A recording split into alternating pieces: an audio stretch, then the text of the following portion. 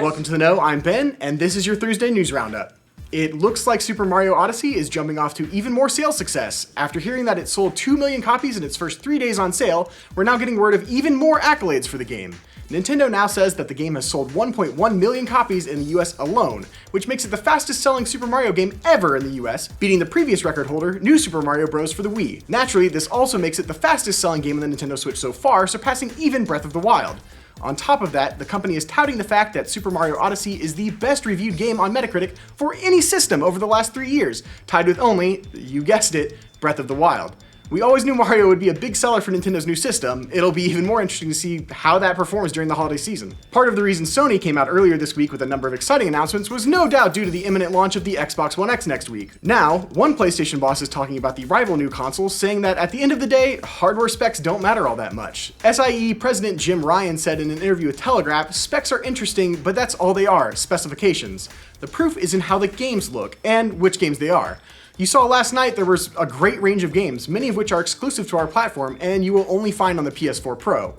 He went on to outline the number of exclusive games you can get on the PS4 versus Xbox One, adding that Sony spent a lot of time nurturing those studios over the years. You'll be able to judge for yourself how the Xbox One X holds up when it drops next week, November 7th. As previously noted, the Switch is selling software like crazy. So far, the system has moved more than 28 million video game sales in total. But not all of the major publishers are convinced just yet to get on board. One of the biggest of those is EA, who says that they're still in wait-and-see mode. Those comments come from EA CFO Blake Jorgensen, who told the Wall Street Journal the company wants to fully understand what the demand is before committing more resources. That could be code for FIFA 18 didn't sell as well as we wanted to, could be kind of a various number of things. Earlier reports about the game's launch showed that just 1% of the game's physical sales in the UK were for the Switch, which is not so hot. Still talking EA, it looks like those who aren't as sure about jumping into Battlefront 2 for the full price of admission might be able to find the game at a bargain in the not-so-distant future. According to comments the company made at their recent earnings call, Star Wars Battlefront 2 could see a discount as soon as the release of The Last Jedi, just about 1 month after the game's launch. CFO Blake Jorgensen told investors that while Battlefront 2 probably won't be discounted for Black Friday, it'll likely see some kind of price drop around the movie's premiere or the holidays. He also encouraged them not to read into that price drop as a sign of bad sales, but because that's the way you sell games in the holidays. If you're curious when that price drop might happen, The Last Jedi releases on December 15th. And if you're looking to give Need for Speed Payback a test drive before it's launched next week, the game's trial is available today for members of EA Access and Origin Access. The Play First trial will give you access to the first 2 missions of the game, along with highway heist missions shown off at E3. In addition to that, you'll be able to customize cars, load up your garage, repair a derelict vehicle, and engage in multiplayer speed list modes for up to 10 hours. Developer Ghost confirmed in a blog post that all progress during this trial will carry over to the full game should you buy it, so you'll be able to pick up right where you left off.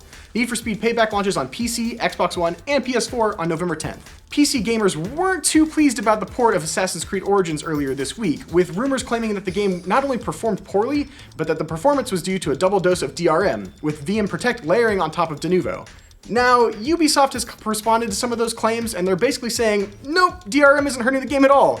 Ubisoft made their statement on the Steam forums with a representative writing, "We're confirming that the anti-tamper solutions implemented in the Windows PC version of Assassin's Creed Origins have no perceptible effect on game performance." They then advised players that if they are having problems running the game, they should head to Ubisoft's support page. One interesting thing to note is that Ubisoft didn't refute the idea that the game is layering DRM solutions. We'll see if that explanation is satisfactory for gamers and if any improvements happen in the near future. One of the surprise hits of 2017 so far has been NIER Automata. The Japanese action RPG dropped on both PS4 and PC with a bit of a rocky launch on the latter platform, but apparently that wasn't always the plan.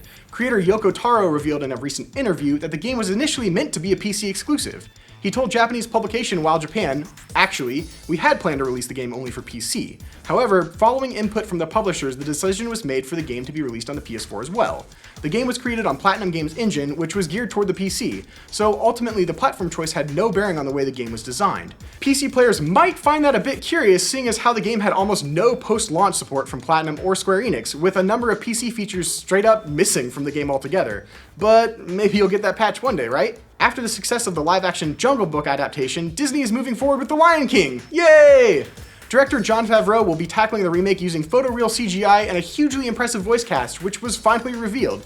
James Earl Jones will once again be voicing Mufasa, Donald Glover will be the young king-to-be Simba, and Beyoncé herself will play Nala, Simba's childhood best friend and eventual sweet babu. The cast is rounded out by Chiwetel Ejiofor as the villainous Scar, Alfred Woodard as Simba's mom Sarabe, John Oliver as the stuck-up Hornbill Zazu, and Billy Eichner and Seth Rogen will Hakuna Matata their way through the film as Timon and Pumbaa. The movie is currently in production with, and is slated for a July 19th, 2019 release date. In a surprising move, Lucasfilm dropped a brand new TV spot for The Last Jedi during Game 7 of the World Series last night. The spot is only 45 seconds, but it has already gotten fans buzzing with new footage, which includes glimpses of Luke Skywalker back in the cockpit of the Millennium Falcon, Supreme Leader Snoke's crazy red and black lair, Rey being a badass with a lightsaber, Kylo Ren still throwing temper tantrums, and sweet Jesus, yes, more porgs. The Last Jedi finally hits theaters December 15th, which is only 43 days away, but who's counting? Are arcade shooters well and truly dead? That's what one developer associated with the genre is claiming. HOUSEMARQUE, the creator of games like Nex Machina and Resogun, said they're calling it quits with arcade shooters because the money is all dried up. CEO Ilari Kuitinen said in a recent blog post, "For more than 20 years we've been carrying the torch for arcade, bringing arcade coin-op inspired games to the market with a HOUSEMARQUE twist, and I think it's fair to say that we've gotten pretty good at it." However, despite critical success and numerous awards, our games just haven't sold in significant numbers. He went on to say that Nex Machina's lackluster sales have convinced them it's time to hang up the arcade spurs, and instead they're gonna move on to, wait for it, multiplayer experiences with strong communities. Best of luck in your new ventures, HOUSEMARQUE, and try not to go full EA. That does it for our daily news roundup. Be sure to let us know what you think about any of these stories down in the comments below. And for more daily news fixes from every corner of the internet, remember to like this video, and if you're new around here, subscribe to The Know. Welcome to The Know, I'm Ben, and this is your Thursday news roundup. It looks like Super Mario Odyssey is jumping off to even more sales success after hearing that it sold... I'm already off to a great start. It looks like Super Mario Odyssey is jumping off to even more sales success. Yeah, I'll start over. All the way over? All right. Part of the reason Sony came up earlier with it